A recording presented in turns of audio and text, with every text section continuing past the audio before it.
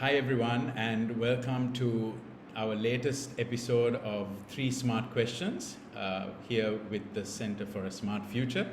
And today we're joined by a very prominent voice on economics in South Asia, who's currently in Washington, D.C., joining us from there, and someone I've known for several years, Professor Sanjay Kathuria. Hi, Sanjay. Hi, Anushka. Thank you for having me. Love to be here. Great. So before we dive in, let me give a quick introduction to Sanjay. Of course, I've known him for some years now, both from my time at IPS, but also more recently when I spent a bit of time in government, and he was part of a World Bank team that was really supporting to guide and inform reform initiatives around trade and competitiveness. So Professor Sanjay Kathuria is a senior visiting fellow at the Center for Policy Research in India. He's also a non-resident senior fellow at the Institute of South Asian Studies in the National University of Singapore. He's a fellow right now at the Wilson Center in Washington, D.C. And also, rumor has it that he is working on a book on the future of South Asia, which no doubt will be very insightful. He's also an adjunct professor at the Georgetown University, and earlier he was a lead economist at the World Bank in Washington, D.C. In fact, he had an illustrious career at the bank spanning 27 years. You would have seen Sanjay's work published. He's a leading think and commentator on economic development in South Asia. He's been a real champion for economic integration in the region. And Sanjay, great to have you with us. Sanjay holds a PhD in economics from Oxford University. So Sanjay, let's dive straight in. And I'm actually, we talked about I mentioned in my introduction that you're a prolific writer, and in a recent article that's more for public consumption and wider interest, it was an article in The Wire, where you drew some very insightful parallels between the current crisis in Sri Lanka and in Pakistan. I do a bit of work in both these countries, and I found your piece super interesting. And I want to read out this closing paragraph from your article as an entry to our episode. And I quote, "The fate of Pakistani and Sri Lankan leaders is a timely reminder that while good economics may not always be enough to get leaders re-elected, poor economics can hasten their political exit even when they have illustrious surnames." So tell us a little bit about what you meant here, and explain to our viewers a bit more about what parallels you saw and continue to see between the Sri Lankan and Pakistani context, and perhaps add in some cautionary tales that they tell for the future of both our countries. Yes, thank you, Anushka. And as I said, I'm so happy to be here and talking to you and through you to others. I was trying to highlight the asymmetric effect of negative and positive incentives. Right? So good economic policies and performance can certainly help for re-elections in many cases. But when you have poor policies and poor economic performance, and especially when it comes to inflation or economic crises, then this can quickly galvanize people, not just in poorer countries, but we know all over the world, but especially in poorer countries where people's incomes are not protected against inflation.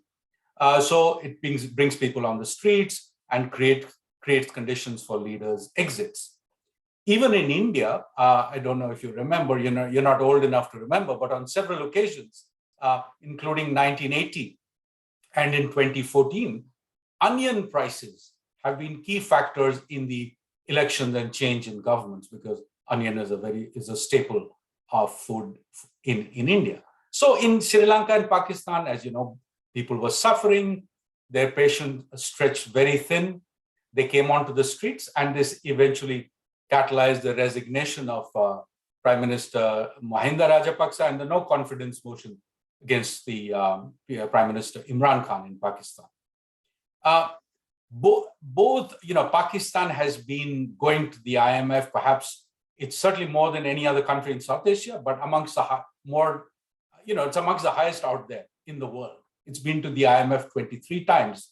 And as we know, going to the IMF, you go there in times of crisis to get a bailout, as is currently happening in both Sri Lanka and Pakistan, or at least the discussions in Sri Lanka and Pakistan, they're discussing to restart a stalled program. Sri Lanka has been 16 times. So you asked what are the parallels, between the two countries. And here, obviously, I want to take a slightly longer term view and look at the impact on economic development of the policies. So I want to start with trade. I think both countries, both Sri Lanka and Pakistan, take a very short-term view of trade. And they focus on protection and revenue instead of using trade for development, for growth, for consumer welfare, for economic diversification. As as countries, many of the stalwart trade-using countries, especially in East Asia, India, for a period, they use trade for economic development. So I want to show all of you this chart on trade to GDP ratios in South Asia, and I think this is very very telling, very evocative. When South Asia was rising in terms of economic growth and development, in terms of trade to GDP ratios, both Pakistan and Sri Lanka had already peaked, right? So for example, if you see, Sri Lanka's peak was in 2000 at 89% trade to GDP ratio. Pakistan peaked even earlier in 1993 at 38% of GDP, much lower, of course, than Sri Lanka and the rest of South Asia. Now, South Asia in fact, was what people, including Arvind Subramanian, have called hyper-globalization. South Asia also benefited from that. So if you see the chart, South Asia's trade to GDP was galloping along, and it peaked as late as 2011 at 53%. And then, of course, post the financial crisis, it went down like the rest of the world. So that is the first thing I want to highlight, is this difference, not just with the rest of the world, but even with difference with the rest of South Asia for Sri Lanka and Pakistan. So I think we can take the slide out now. Thank you. So that was one thing. The second thing I want to highlight, Anushka, is a mismatch between revenue and expenditure in the fiscal situation in both countries, leading to, for example, interest payments that are almost half of revenue for Pakistan, and in Sri Lanka it's through the roof. It was 70% even before COVID. So that's preemption of resources. Very little that you have degrees of freedom to do for other things. And finally, one other thing I want to highlight is both countries suffer from policies that favor entrenched business or crony capitalism. And then, of course, as we know, this entrenched business is very hard to eliminate. It can cause long-term damage to the economy and to consumers, right?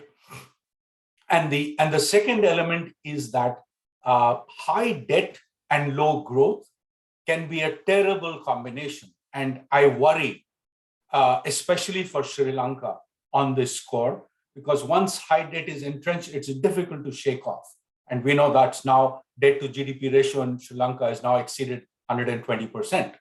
And that's a tough. And when you cross thresholds of 80%, 100%, it gets very difficult to manage the economy.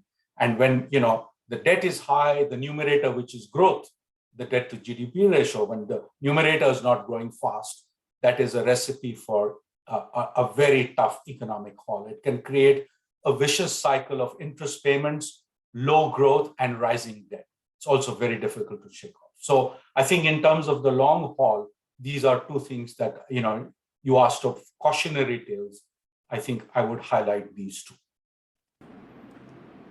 Thank you, Sanjay. And I think very, very valid and important points. And it's not, this story is not over. And I think the cautionary notes that you shared are important for us to look out for.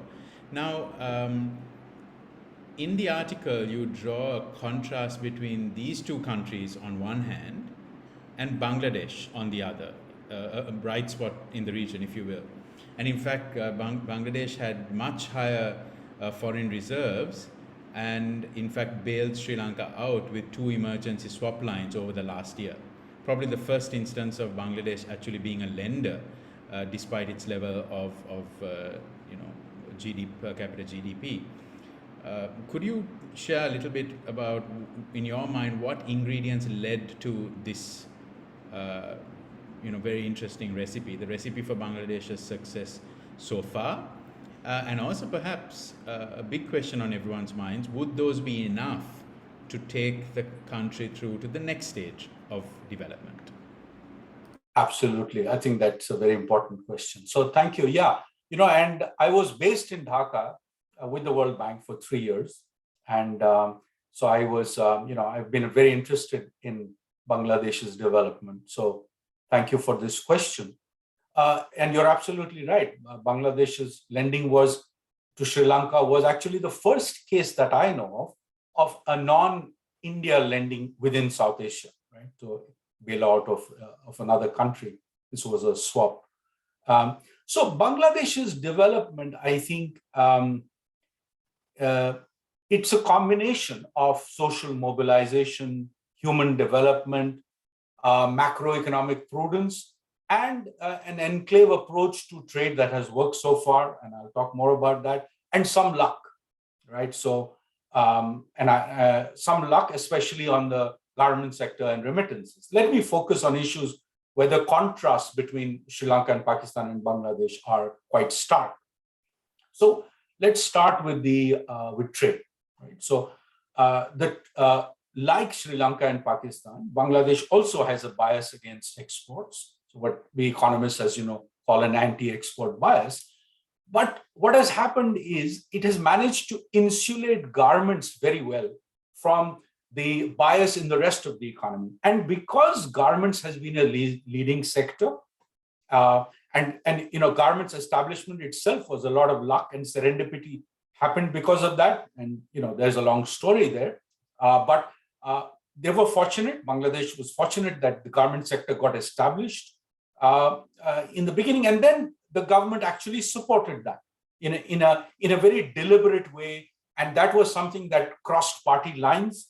Whether it was the BNP or the Awami League, they all supported the garment sector, and they really favored that at the expense of the rest of the economy. And therefore, the garment sector so far has kept alive. It is 80 to 85%, even higher, of Bangladesh's merchandise exports. So it's a huge outlier, but so far that has served it well. And so favoring and insulating garments from the rest of the economy has worked so far, because that has really been the dynamism for its growth. The second element, of course, is remittances, which is also, and that is a story common to the rest of South Asia as well. And there's again luck involved in the post-oil crises, where at least for the rest of the world, but the Gulf states were booming because of that, and that led to a massive increase in demand for manpower, and Bangladesh was very well placed to provide that. So Bangladesh, like most countries in South Asia, has depended a lot on remittances, and remittances have been an anti-poverty device, have helped construction, and have also empowered women. So there is a big story there. But there, perhaps it's not so different from other countries in South Asia. Another aspect I want to highlight, which I've already hinted at earlier, is living within your means, right? So unlike Sri Lanka and Pakistan, Bangladesh has lived within its means. The interest to revenue ratio, in contrast to the numbers I gave earlier, is only 21% for Bangladesh, right? Versus almost half for Pakistan and more than 70% for Sri Lanka. And external debt to income is only 20% versus 72% for Sri Lanka, right? So Bangladesh has been careful. Again, there's been some luck involved, lack of capacity to spend and all of that is part of the issue. But certainly there has been a much greater attention to this issue of debt and borrowing. Third, I think another issue I want to highlight, and this may be more important than many even policymakers give credit for, is the realization that trade with your giant neighbor is good for you. Bangladesh has made, if not making peace with trade deficits, it has learned to live with it, right? And we all know, as economists, we know bilateral trade deficits are a political construct. They're not an economic construct, right? But it's raised all the time. In every meeting, my deficit is very high. But Bangladeshis realize that this trade is very beneficial. Most of it is essential goods. There is imports for re-exports. It is capital goods. It's consumer goods for keeping inflation low. All of that, and a more comprehensive economic partnership between India and Bangladesh is currently being taken very seriously. There is deep analysis going on both sides. So even as this, the CEPA between India and Sri Lanka has really not progressed after the initial free trade agreement. In India, Bangladesh, it's going forward, and it's the largest bilateral partnership in South Asia on all fronts, not just in trade. And Bangladesh's exports to India are finally also growing. They've crossed the $1 billion mark, and there is a lot of hope that they will access the growing large Indian consumer market. But now you asked a very important question about the future. So I do want to talk about that. The future will be different. The easy wins are done for Bangladesh or about to be done. There's going to be a more difficult international environment. Bangladesh is graduating from least developed country status, and in 2026, it will face the international market, although they're pleading for more time. But anyway, the writing is there. And for trade, access to markets, for finance, for cheaper loans, all those things will become different with graduation. So Bangladesh certainly needs trade diversification. A single horse race how long can it last? 85-90% of exports are through garments. So it needs diversification for sustained export growth. It needs serious private sector reforms, which really have not happened in decades. Serious reforms. Currently, Bangladesh is focused on infrastructure as a way to grow and growing the garment sector. But it really needs serious private sector reforms for FDI and for domestic investment. It needs to also start, government needs to get into delivery of social services. Currently, it's relied much more on NGOs. And finally, and not last, but the institutions of governance that have really not kept pace with Bangladesh's growth, but need to, which provide rule of law, fair treatment to all, addressing corruption, and all of that. I think these are all important for its future. So both on economic front and institutions of governance, I think these are very important issues for continued growth, especially post-graduation. Thanks, Sanjay. So, I mean, we've talked a little bit about Sri Lanka, Pakistan, and now Bangladesh individually. But I want to zoom out to take a pan-regional view, the South Asian region. And it's a region you've worked on a lot, you've studied, you've written about a lot. I think it's well known that you firmly believe in the potential for greater integration in the region. And I think you were also recently part of a study on enhancing investment in the region. What are some of your key, messages or observations on what our region can do to become a stronger a stronger region, a stronger force from a regional trade, investment, and competitiveness perspective, beyond what domestic economies are doing. What are some of the big regional opportunities you see? And I know that there's a lot we've left untouched from our first two questions, but we're on to our third question. So sadly, we have to move on to this. But I can't let you go without asking this regional question, given that you've done so much work and you're such a champion for this cause. So, yeah. Indeed. Thank you, Anushka. Yes, indeed. I see a lot of potential. And the first thing I tell people about this is that look at the world around us and look at the most prosperous regions of the world. And you will see whether East Asia, whether it's Europe or North America, the most prosperous regions are also the most integrated. They trade with their neighbors and they have economic relations with their neighbors. They move across to each other. They're deeply interconnected, both on a people-to-people front, as well as economically. So South Asia trades, we said in our World Bank report, we had said it's 1/3 of its potential. But I believe that is the tip of the iceberg, because that was only goods, it didn't include services, it was not based on any dynamic model. So I think 1/3 of our potential is only the tip of the iceberg. As we all know, trade and investment are deeply interconnected, and there are common factors that affect both trade and investment in the region. So there is a commonality in the barriers, and which include lack of trust between countries, the asymmetry in size between the larger countries, especially India, but not only, and the size asymmetry in the capacity, the high connectivity costs in the region, and so on. So you said, what are the opportunities? I believe the post-COVID era is again providing a new set of opportunities, yet again, another set of South Asia to reassert itself as a region. So I can cite a few things here. One would be the focus on global value chain diversification and shifting them closer home. I think the world is engaged in that.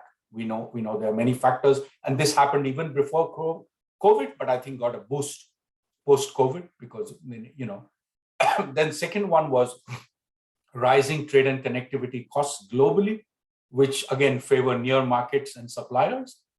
The third element I would cite is the importance of services in global recovery and the growing services sector in South Asia. And expanding regional consumer markets based on strong economic growth and shared prosperity, right? So South Asia was the fastest growing region in the world, has again become the fastest growing region post-COVID. So there is a huge market within the region. Why not use that to begin with? And my final point on this on the opportunity is that in our study that you mentioned, which I did with Ravindra Yatavara and Xiao Su, we surveyed 1,274 firms in the region, primary survey. 65% of those firms had their first investments in the region, right? They were small, and that was an incremental approach. So, but in terms of numbers, they present a basis for a deeper level of engagement, fueled by the links between trade, investment, and connectivity. So I think regional value chains are a big possibility, and South Asia's value chains are mostly outside the region, unlike East Asia. But we can have many regional value chains beyond garments, which does exist to some extent. But as you know, we can have them in pharmaceuticals, the whole span of the pharma and Medicare industry, automobiles and parts, sports goods, agriculture and food processing. There could be we could be thinking of religious and spiritual tourism, to name just a few, area goods and services. So, what are some of the actions you asked? Right? What can be done to make use of this potential? To exploit this potential. And I will not go into trade liberalization, because that seems, in a current situation in South Asia, it seems difficult. So let me go beyond and focus on some of the newer issues which came out in our report on investment. And again, using the link between trade and investment. So one is that the outward foreign investment regimes in the region need to be eased. There are some severe restrictions in some countries. Bangladesh has eased a little bit, but there are still restrictions. Nepal and Bhutan have major restrictions on OFDI, outward foreign investment. So this is important. Firms don't really differentiate that much between outward and inward investment. It's a continuum of economic engagement, right? They look at. So from a competitiveness standpoint, you need to look at both, inward, which is getting technology from outside, but also looking outside. So you need to be agile in a crisis situation, such as Sri Lanka is facing at the moment. And many Sri Lankan firms have used OFDI to remain agile and tackle crises. And this approach is valid even for small economies. Second, on investment is having smart investment promotion and smart inward FDI promotion strategies. We talk a lot in our report of sunk costs, and there are already so many firms in India, for example, from global firms that have already incurred the sunk costs of investing in South Asia. So instead of going to Bonn or Washington or New York, Sri Lankan firms, Nepalese firms, Bhutanese firms, Pakistan, they can all target those firms that are already there in India, in South Asia. German firms, American firms, British firms. So they will, the search costs for those firms for investing in nearby economies are much less. So that is smart investment promotion strategies. The third one would be, information. I think in our report, we make a big deal of information barriers, right? And this is, I think, often underplayed. We talk a lot of knowledge connectivity in that report. So I think that, as distinct from traditional connectivity, right? Infrastructure connectivity or logistics, knowledge connectivity is a huge barrier, and easing that where governments can play a role, I think that would be a very important aspect of intra-regional investment. Digital connectivity and continued interventions to reduce costs will increase both investment and trade flows, right? And they have become even more important because of health security costs and other trade costs have increased during the pandemic. And countries innovated during the pandemic because they did a lot of digital initiatives, and those can be increased and enhanced to improve intra-regional trade and investment. And finally, this is something that I want to close with, is deepening people-to-people connect, right? For its own sake, separate issue, but it's important for its own sake, but will also help expand business links because knowledge increases trust, and trust and trade and investment are deeply interlinked. And pre-COVID, pre-economic crisis in Sri Lanka, India and Sri Lanka were the most connected in South Asia, in terms of economic, at least flight connectivity, as you know. You also have worked on that. So I hope that policymakers will not lose sight of that as they go about the enhancing economic linkages in the region. Thank you, Sanjay. I think some salutary lessons there, and I think even though you talked about the regional piece there are very important things that for that regional integration to happen, very practical things that our domestic economies can also focus on.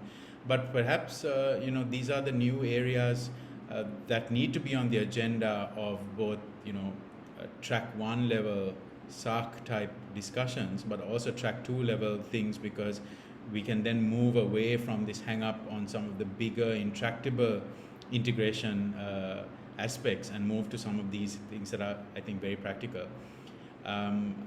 We've talked today about, lessons learned and, reflections on the Sri Lanka and Pakistan crises, on Bangladesh as a bright spot, but what needs to be done to now take it to the next stage, and also about South Asia and growing regional connectivity and regional integration through investment. It's brought out so many more issues than we can deal with in this 3 smart questions style episode, but I hope that you will continue to stay connected with us, and thank thank you so much, Sanjay, for taking the time, and wishing you all the very best for the next steps with your book, which we'd love to talk about at some point when that's done. Absolutely. Thank you for having me, Anushka. And also, I would like to wish the people of Sri Lanka all the best in this time of economic hardship. And times are tough, I know that, but I hope people stay well and that Sri Lanka comes out of this crisis as soon as is possible. Thank you very much, Sanjay. Really, really heartening to hear your thoughts on that. Thank you very much, and thanks everyone for joining this episode. Please click subscribe to see more of our videos as and when they come up, more interviews, and do stay connected. Thanks very much.